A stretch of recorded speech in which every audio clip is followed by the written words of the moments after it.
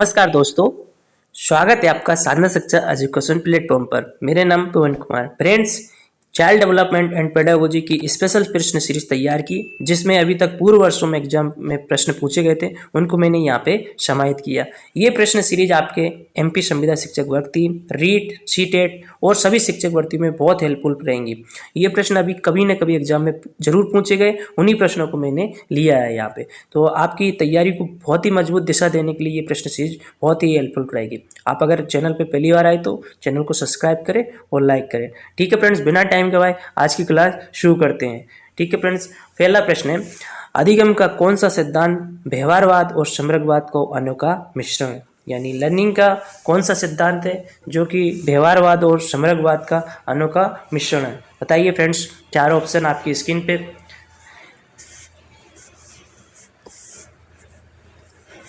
तो वो है चिन्ह पूर्णाकार सिद्धांत, यानी फर्स्ट क्वेश्चन का फोर्थ ऑप्शन राइट आंसर। ठीक है, चिन्ह पूर्णाकार सिद्धांत व्यवहारवाद और समग्रवाद सिद्धांत का एक अनोखा मिश्रण है। ठीक है फ्रेंड्स, नेक्स्ट प्रश्न की तरफ बढ़ते हैं। क्रिया प्रसूत साहचर्य मुक्तता किसकी भूमिका पर बल देता है? तो क्रिया प्रसूत साहचर्य मुक्तता किसकी भूमिका पर बल देता है? बताइए फ्रेंड्स, सोच लीजिए 2 मिनट। तो क्रिया प्रसाद साहचर्य मुक्तता पुनर्बल की यानी रीइंफोर्मेशन पर बल देता है, यानी सेकेंड ऑप्शन का first option is right answer. आगे बढ़ते हैं नेक्स्ट प्रश्न की तरफ। समस्या समाधान स्थिति के बारे में संज्ञानवादी कहते हैं। तो समस्या समाधान के बारे में संज्ञानवादी क्या कहते हैं? ये चिंतन प्रक्रिया पर आधारित है, यानी समस्या समाधान की स्थिति में संज्ञानवादी ये कहते हैं कि चिंतन प्रक्रिया पर आधारित होती है। ठीक है फ्रेंड्स, आगे बढ़ते नेक्स्ट प्रश्न की तरफ। अभ्यास के नियम द्वारा छात्रों में विकसित होती है, यानी अभ्यास के नियम द्वारा छात्रों में क्या विकसित होती है? तो अभ्यास के द्वारा छात्रों में कुशलता का विकास होता है। ये अभ्यास का नियम किसने दिया था? एडवर्ड थॉर्नडाइक ने। ठीक है फ्रेंड्स, आगे बढ़ते हैं नेक्स्ट प्रश्न की तरफ। छात्रों में सीखने की योग्यता निर्भर करती है। तो छात्रों में सीखने की योग्यता किस पर निर्भर करती है? चारों ऑप्शन बेटर है, देख लीजिए एक बार में। तो वो करती है व्यक्तिगत भिन्नता पर। ठीक है, छात्रों का सीखने का स्तर क्लासरूम में आप लोग देखते हैं, सबका कोई एक बार में अधिगम कर लेता, कोई 2 बार में, कोई 3 बार में, कोई जल्दी अधिगम कर लेता, किसी को टाइम लगता है। तो व्यक्तिगत भिन्नता के अकॉर्डिंग उनके योग्यता को निर्भर करते हैं। ठीक है फ्रेंड्स, नेक्स्ट प्रश्न की तरफ बढ़ते हैं। ये प्रश्न सीरीज सुपर फास्ट तरीके से रहती है, यहाँ पे कोई टाइम नहीं गवाया जाता, सीधे प्रश्न पढ़ा जाता है, उसका आंसर बताया जाता है और जरूरत पड़ने पर उसको एक्सप्लेन भी करते हैं। ठीक है फ्रेंड्स, तो उस दृष्टि से आपकी तैयारी के लिए बहुत मजबूत है और आपकी स्थिति किस हिसाब से कितनी तैयारी है आपका ये भी मूल्यांकन हो जाता है। ठीक है फ्रेंड्स, आप इसको इस तरह देख सकते हैं कि क्वेश्चंस को रीड किए, फिर 4 ऑप्शन को देखें और अपना कमेंट बॉक्स में दे सकते हैं कि छठे नंबर प्रश्न का ये आंसर होगा, और इस तरह आप अपने से आकलन कर सकते हैं मेरे टेस्ट सीरीज में कितने आ रहे हैं। ठीक है, 30 प्रश्न का यहाँ पर डेली एनालिसिस किया जाएगा। सीखना विकास की प्रक्रिया, ये कथन किसके द्वारा कहा गया था? तो सीखना विकास की प्रक्रिया है, ये बहुत ही फेमस कथन है और ये हमारे वुडवर्थ साहब ने दिया था। ठीक है, वुडवर्थ ने दिया था। आगे बढ़ते हैं नेक्स्ट प्रश्न की तरफ। निम्नलिखित में से कौन एसआर अधिगम सिद्धांत से संबंध नहीं है? यानी कि यहाँ पर देखो, एसआर अधिगम सिद्धांत से संबंध किसका नहीं है? तो बताइए फ्रेंड्स। तो वो नहीं है ब्रनर का। ठीक है, जबकि एसआर का संबंध थॉर्नडाइक से भी है, पॉवलोव से भी है, स्किनर से भी है। ठीक है, स्टिमुलस और रिस्पॉन्स। एसआर का मतलब होता है, एस का मतलब होता है स्टिमुलस और आर का मतलब होता है रिस्पॉन्स। ठीक है फ्रेंड्स, आगे बढ़ते हैं नेक्स्ट प्रश्न की तरफ। एक प्रतियोगी छात्र रिक्तियां नहीं होती हुई कड़ी का साधन तैयारी करता है, ये सिद्धांत है। यहाँ थोड़ा सा टाइपिंग मिस्टेक है, लेकिन आप यहाँ पर समझ लीजिए। एक प्रतियोगी छात्र रिक्त पद नहीं होने के बाद भी कड़ी मेहनत के साथ तैयारी करता है, तो ये सिद्धांत किसके आधारित है? बताइए फ्रेंड्स। तो ये है अनुक्रिया उद्दीपक सिद्धांत के अनुसार। ठीक है, वो अनुक्रिया कर रहा है उद्दीपक के प्रति, क्योंकि आज वैकेंसी नहीं है तो कल कभी जरूर आएगी, तो उस समय उसको ज़्यादा मेहनत ना करना पड़ेगा और उसका काम सक्सेस हो जाएगा। ठीक है, तो अनुक्रिया उद्दीपक के तहत। आगे बढ़ते नेक्स्ट प्रश्न की तरफ। जेपी गिलफर्ड के अनुसार अधिगम है, यानी जेपी गिलफर्ड के अनुसार अधिगम क्या है? तो अनुभव प्राप्त करना, व्यवहार में परिवर्तन, ज्ञान का सृजन, सोच में परिवर्तन।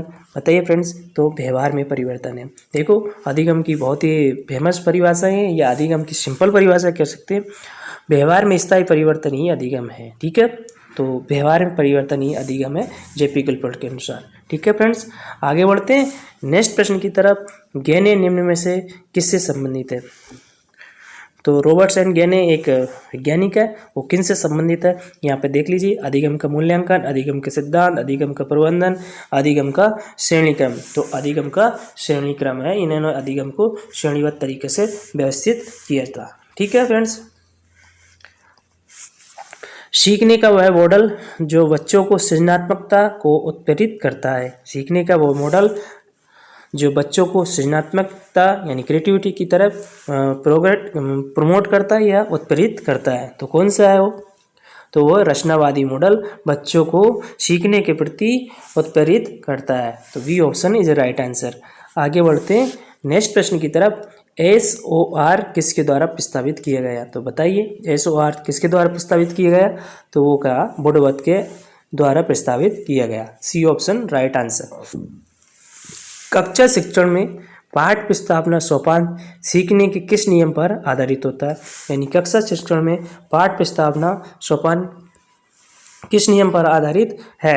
तो प्रभाव का नियम, तत्परता का नियम, साचार के नियम और सादृश्यता का नियम। ठीक है, बताइए फ्रेंड्स। तो वह तत्परता का नियम। कक्षा शिक्षण में पाठ प्रस्तावना सोपान सीखने के किस नियम पर आधारित है? तो तत्परता का नियम है। ठीक है, ये तत्परता का नियम किसने दिया था? थॉर्नडाइक ने दिया था। ठीक है, थॉर्नडाइक ने कितने तीन मुख्य नियम दिए थे, 3 मुख्य नियम दिए थे और 5 गौण नियम दिए थे। ठीक है फ्रेंड्स, जन्मजात प्रेरक नहीं है। तो ये कुछ प्रेरक जन्मजात होते हैं, कुछ प्रेरक अर्जित की जाती है। तो इसमें से जन्मजात प्रेरक कौन सा नहीं है? तो इसमें जन्मजात प्रेरक आदत नहीं है, क्योंकि आदत बाद में लगती है, जबकि नींद, प्यास, भूख ये बालक जन्म पैदा होते से ही साथ में लेके ही आता है। ठीक है, ठीक है, साथ में क्या मतलब, नींद बालक को आती है, प्यास लगती है, भूख लगती है, लेकिन आदत बाद में अर्जित की जाती है। ठीक है, तो आदत अर्जित प्रेरक है। ठीक है फ्रेंड्स, आगे बढ़ते हैं नेक्स्ट प्रश्न की तरफ। बालक किसी कार्य को अपनी इच्छा से करता है वह, यानी कि ऐसा कार्य जो इसको बालक अपनी इच्छा से करता है वह कार्य क्या कहला जाता है? तो ठीक है फ्रेंड्स, बताइए। तो वो सकारात्मक प्रेरणा कहलाएगा। ठीक है फ्रेंड्स, किसी कार्य को बालक अपनी इच्छा से ही कर रहा है तो वो सकारात्मक प्रेरणा है, यानी मोटिवेशनल है उसको। अगर विद्यार्थी अपने कार्य की सफलता को आंतरिक कारणों पर आरोपित करते हैं तो उनमें खालिस्तान की भावना उत्पन्न होगी। अगर विद्यार्थी अपने कार्य को सफलता को आंतरिक कारणों पर आरोपित करते हैं तो उनमें की भावना उत्पन्न होगी। तो कौन सी भावना उत्पन्न होगी? गर्व की भावना उत्पन्न होगी, यानी आंतरिक रूप से ही आरोपित करके या उनमें सुधार करके और काम को करते हैं तो उन्हें गर्व की भावना होगी। First option is right answer. बच्चे ज्ञान की संरचना और अर्थ किस प्रकार निकालते हैं? यानी जो बच्चे हैं ज्ञान की संरचना किस प्रकार करते हैं और उसका अर्थ किस प्रकार निकालते हैं, ये पूछा गया है प्रश्न में। बताइए फ्रेंड्स। तो यहाँ पे स्टेटमेंट दे रखा है, इसमें 2 स्टेटमेंट सही होंगे। सक्रिय अन्वेषण द्वारा, खेल द्वारा, पदार्थों पर क्रिया और प्रयोग द्वारा, सहपाठियों और वयस्कों संग सहभागिता द्वारा। तो बताइए फ्रेंड्स किसके द्वारा? तो यहाँ पे देखिए बच्चे सक्रिय अन्वेषण द्वारा भी ज्ञान की संरचना करते हैं। ठीक है, और खेल द्वारा भी, और पदार्थों और क्रिया के प्रयोग द्वारा भी, और सहपाठी और वयस्कों के संग सहभागिता द्वारा, यानी चारों ऑप्शन ये राइट आंसर। ठीक है फ्रेंड्स, तो इस तरह पहला ऑप्शन राइट हो जाएगा। ठीक है फ्रेंड्स, आगे बढ़ते हैं। 5 वर्षीय नसीमा को ये लगता है कि चिकनी मिट्टी के गोले को यदि दबाकर एक सांप के रूप में परिवर्तित करते तो चिकनी मिट्टी बढ़ जाती है। यानी एक नसीमा नाम की लड़की को चिकनी मिट्टी के गोले को यदि दबाकर एक सांप के रूप में परिवर्तित करी थी तो चिकनी मिट्टी बढ़ जाएगी, ऐसा उसका मानना है। तो वो किसके अकॉर्डिंग मान रही है? जीन पियाजे के अनुसार उसकी सोच के पीछे कौन सा तर्क है? ठीक है फ्रेंड्स, बताइए कौन सा तर्क है? तो उसके पीछे उसका तर्क है केंद्रीयता का, वो आत्म केंद्रीयता की भाव है, वो जैसा सोच रही है उसी के अकॉर्डिंग। ठीक है फ्रेंड्स, आगे बढ़ते हैं नेक्स्ट प्रश्न की तरफ। इनमें से कौन सा युग्म सामाजिक संरचनात्मक उपागम के अनुसार छात्रों के पढ़ने को सुसाध्य करता है? तो कौन सा है? तो 3 स्टेटमेंट है। सलमा विद्यार्थियों को नई शब्द सिखाने के लिए फ्लैश कार्ड का उपयोग करती है और उनके सही उत्तर के लिए उन्हें टॉफी देकर पुरस्कृत करती है। और परामर्शी विविध प्रकार के पुस्तकें अपने विद्यार्थियों को पढ़ने के लिए देती है। जो विद्यार्थी एक विशिष्ट पुस्तक पढ़ते हैं उन्हें नियमित रूप से पुस्तक पर परिचर्चा करने के लिए कहती है। और अरुंधति नई शब्दों का अर्थ समझने के लिए संदर्भ संबंधित संकेतों का इस्तेमाल पर बल देती है।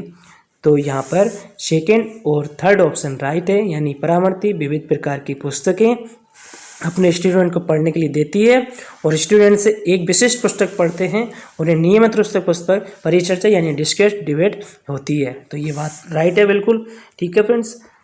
और अरुंधति नए शब्दों को अर्थ समझने के लिए संदर्भ संबंधित यानी उससे रिलेटेड संकेतों के इस्तेमाल पर बल देती है। तो ये भी ऑप्शन है, तो इस तरह डी ऑप्शन राइट आंसर हो जाएगा, ठीक है फ्रेंड्स। आगे बढ़ते नेक्स्ट प्रश्न की तरफ। निम्नलिखित में से कौन सा सार्थक अधिगम सुसाध्य करेगा, यानी सार्थक अधिगम को सुसाध्य कौन सा करेगा, देख लीजिए। चारों प्रश्न अच्छे हैं। तो यह एक समस्या पर विविध तरीके से विचार करने के लिए प्रोत्साहित करना, यानी सुसाध्य अधिगम वही है जो किसी समस्या को कई तरीके से मल्टीपल तरीके से सोच सकते और उसका समाधान करे। तो ठीक है, सी ऑप्शन जो बेटर ऑप्शन। आगे बढ़ते हैं नेक्स्ट प्रश्न की तरफ। विद्यार्थियों में व्यक्तिगत विभिन्नताओं को पूरा करने के लिए एक शिक्षक को क्या करना चाहिए। विद्यार्थियों में व्यक्तिगत विभिन्नता को पूरा करने के लिए एक शिक्षक को क्या करना चाहिए, ठीक है, बताइए फ्रेंड्स। तो एक टीचर को शिक्षा शास्त्रीय उपागमों पर विशेष बल देना चाहिए और विभिन्न साधनों का उपयोग करना चाहिए, ठीक है फ्रेंड्स। आगे बढ़ते नेक्स्ट प्रश्न की तरफ। जेंडर भूमिकाएं है, तो जेंडर किसकी भूमिकाएं है। जैविक संरचनाएं, अधिगृहित व्यवहार, आनुवांशिक निर्धारित या जन्मजात व्यवहार। तो जेंडर है अधिगृहित व्यवहार, इसको जेंडर को अधिगृहित किया गया कि पुरुष ये महिला, ठीक है। लेकिन आज ऐसा नहीं है, इसमें बहुत ज़्यादा सुधार हो रहा है। आज महिलाएं भी पुरुष के साथ कंधे से कंधा मिला के काम कर रही है, ठीक है फ्रेंड्स। आगे बढ़ते हैं नेक्स्ट प्रश्न की तरफ। कथन ए को पढ़ाते समय एक शिक्षक को पाठ्य सामग्री को दर्शाने के विभिन्न तरीके अपनाने चाहिए, ठीक है। कथन दूसरा है, कारण है उसका, शिक्षक को अधिगमकर्ताओं के विविध आवश्यकताओं हेतु अपने शिक्षा शास्त्र के उनके अनुकूल बनाना चाहिए। तो यहाँ पे कथन भी है और उसका कारण भी है, तो कौन सा सही है दोनों में देख लीजिए फ्रेंड्स।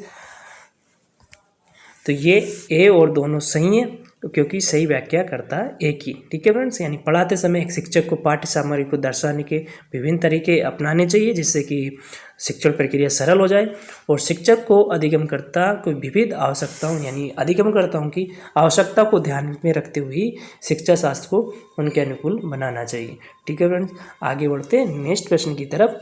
सतत एवं समग्र मूल्यांकन का प्राथमिक उद्देश्य है, यानी सतत एवं समग्र मूल्यांकन का क्या प्राथमिक उद्देश्य। तो छात्रों की समझ को आंकना और पाठ्यक्रम तथा शिक्षा शास्त्र को इसके अनुसार रूपांतरित करना, यानी सतत एवं समग्र मूल्यांकन का प्रमुख उद्देश्य ये छात्रों की समझ को आंकना और उनके पाठ्यक्रम तथा शिक्षा शास्त्र के अनुसार उनको रूपांतरित करना, ठीक है फ्रेंड्स। आगे बढ़ते हैं नेक्स्ट प्रश्न की तरफ। आनुवांशिक विन्यास के पूर्व निर्धारित रूप से प्रकट होने की प्रक्रिया कहलाती है। तो ठीक है, आनुवांशिक विन्यास के पूर्व निर्धारित से प्रकट होने वाली कौन सी प्रक्रिया कहलाती है, तो वह परिपक्वता कहलाती है, ठीक है फ्रेंड। आगे बढ़ते हैं नेक्स्ट प्रश्न की तरफ। एक प्रगतिशील कक्षा में निम्न में से कौन सी विशेषता है। एक प्रगतिशील कक्षा की निम्न में से कौन सी विशेषता है, तो वह सहयोगितापूर्ण अधिगम, यानी एक प्रोग्रेसिव एजुकेशन क्लासरूम में वो यही है कि सब कोऑपरेट करके सीखते हैं, एक दूसरे का सहयोग करके सीखते हैं, ठीक है। 27 नंबर प्रश्न है, निम्न से अधिगम की कौन सी दशा पर विद्यार्थी में सबसे अधिक बल देना चाहिए। तो कौन सी दशा में विद्यालय में सबसे अधिक बल देना चाहिए, तो वो है परिवेश से सहभागिता द्वारा कौशलों और ज्ञान का अर्जन, ठीक है। B option is a right answer. आगे बढ़ते नेक्स्ट प्रश्न की तरफ। राष्ट्रीय शिक्षा नीति 2020 में निम्न में से कौन सा कथन प्रस्तावित है, यानी राष्ट्रीय शिक्षा नीति 2020 में कौन सा कथन प्रस्तावित है। फ्रेंड्स, राष्ट्रीय शिक्षा नीति 2020 में से बहुत ज़्यादा प्रश्न आजकल के एग्जाम में शिक्षक भर्ती में बन रहे हैं और इसकी मैंने डिटेल वीडियो साधना शिक्षा पे बहुत अच्छे से एक्सप्लेन कर रखी है। अगर आप लोगों ने वो नहीं देखी है तो जाकर देख लेना, ठीक है फ्रेंड्स। और यहाँ पर देखो प्रश्न देख लेते हैं। राष्ट्रीय शिक्षा नीति 2020 में निम्न से कौन सा कथन प्रस्तावित है? तो ये है बाल विद्यार्थियों के लिए बहुभाषी होने के उच्च संज्ञानात्मक लाभ। ठीक है फ्रेंड्स, तो फर्स्ट ऑप्शन राइट आंसर होगा।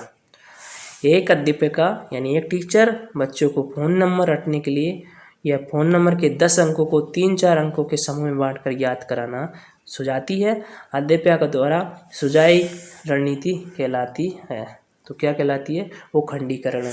कभी कभी कोई चीज़ें याद नहीं होती, बड़े बड़े टॉपिक याद नहीं होते, तो उनको खंड खंड करके अधिगम किया जाता है। तो उसी तरह एक टीचर फ़ोन नंबर को रटने के लिए या फ़ोन नंबर को याद करने के लिए उनको छोटे छोटे अंकों में यानी 2-2 अंक या 3-3 अंकों में डिवाइड करके बच्चों को याद करा रही है। तो वो एक खंडीकरण का एक उदाहरण है। ठीक है फ्रेंड्स, आगे बढ़ते हैं लास्ट प्रश्न की तरफ। शिक्षा के प्राथमिक स्तर पर बहुसंवेदनीय उपागम के इस्तेमाल को प्रोत्साहित करना चाहिए, क्योंकि क्यों करना चाहिए?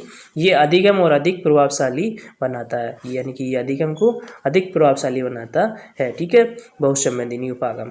तो ठीक है फ्रेंड्स, आपने 30 प्रश्न यहाँ पर देखे, आपने बहुत ही सुपरफास्ट तरीके से सोल्व किए। तो ठीक है फ्रेंड्स, आप इन प्रश्नों को यानी इन वीडियो को किस तरह देख सकते हैं, आप एक रजिस्टर रख लेना। ठीक है फ्रेंड्स, और 30 प्रश्न को देखना, पढ़ना और उसके बाद फिर अपने से आंसर लगाना कि इस प्रश्न का आंसर ये है, और लास्ट में आंसर सीरीज एनालिसिस में कर ही रहा हूँ, फिर मिलान करना कि हाँ भाई इस प्रश्न सीरीज में हमारे कितने नंबर आए, और वो कमेंट बॉक्स में मुझे शेयर भी करना। ठीक है फ्रेंड्स, ये क्वेश्चन बहुत ही एग्जाम की दृष्टि से अति महत्वपूर्ण प्रश्न है। ये अभी पूर्व एग्जाम में पूछे हुए प्रश्न है, तो आने वाली भर्ती में आपकी काफ़ी हेल्पफुल होंगे। तो ठीक फ्रेंड्स, आज की क्लास में इतना ही। इस तरह के प्रश्न मैं ला ही रहा हूँ और लाता रहूँगा। अगर आप पहली बार आए तो बिल्कुल साधना शिक्षा को ज्वाइन करें और लाइक करके अपना प्यार हमें प्रदान करें। तो thank you friends, thank you.